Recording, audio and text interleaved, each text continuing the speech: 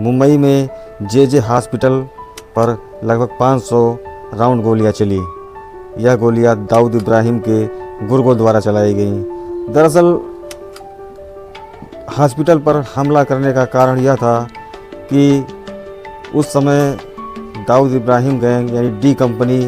और अरुण गौली के गैंग में अदावत छिड़ी हुई थी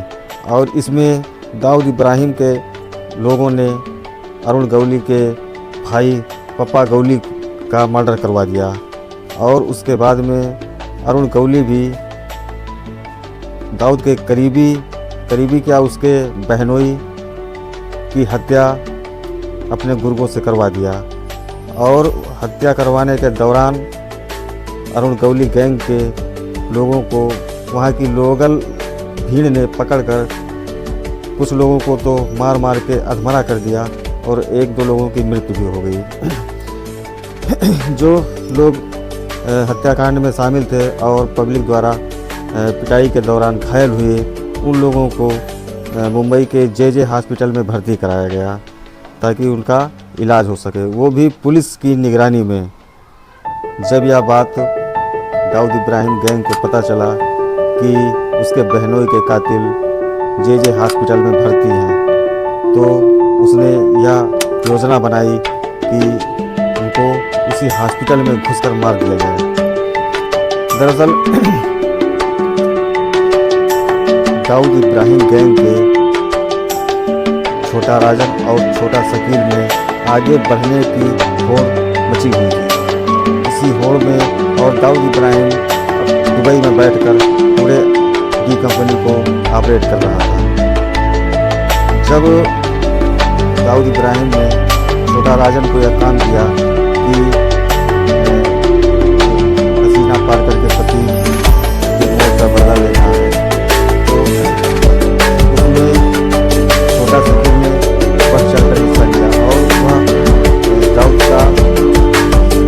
के बात को लेकर ये कहा कि क्यों ना मैं छोटा राजन अभी इस काम में देरी कर रहा है और यह काम मैं करने को तैयार हूँ और मैं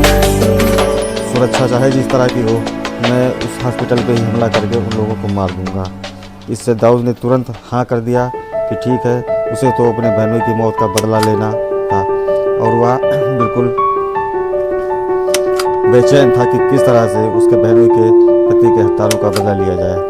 तो उसने जल्दबाजी में छोटा शकील को ऐसा करने के लिए हाँ कर दिया। उसके बाद छोटा शकील ने पूरी योजना बनाई, उत्तर प्रदेश के उस कुख्यात गैंगस्टर को बुलाया और लगभग 25 गैंगस्टरों ने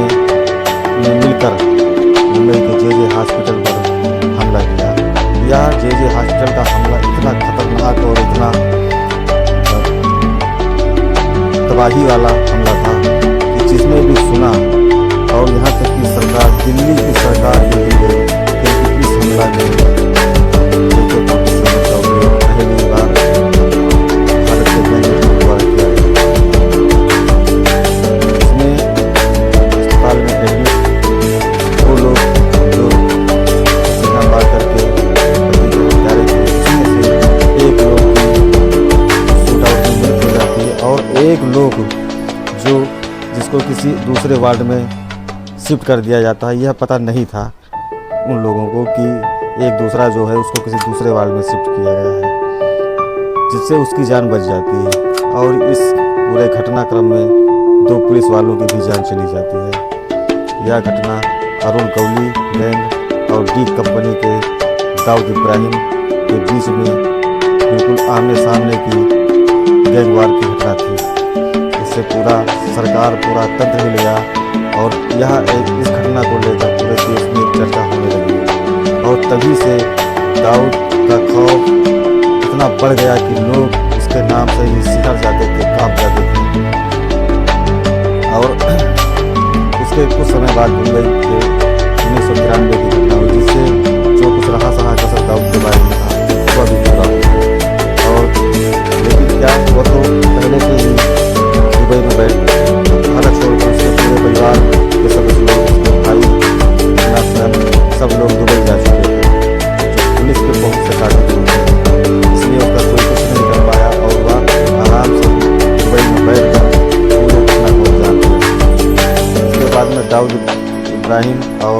के बीच में काफ़ी के गुर्गों के बीच में काफ़ी गैंगवार हुए, कई लोग इसमें मारे गए और अंततः इसमें अरुण गवली का भी नाम आया और कुछ दिन उसको जेल में भी रहना पड़ा। अपने उत्तर प्रदेश के एक बहुत ही उस समय के जाने माने गैंगस्टर ब्रजेश सिंह का भी शूट आउट में नाम आया और उनके ऊपर कहा जाता है कि इस गोलीकांड में के वजह से उनके ऊपर एक मुकदमा भी लिखा गया था। तो साथियों, हमने आज आपको बताया कि मुंबई के जे हॉस्पिटल शूट आउट का कांड कैसे हुआ और यह इतना खतरनाक था कि जिसने सुना वह अपने घर से बाहर निकलना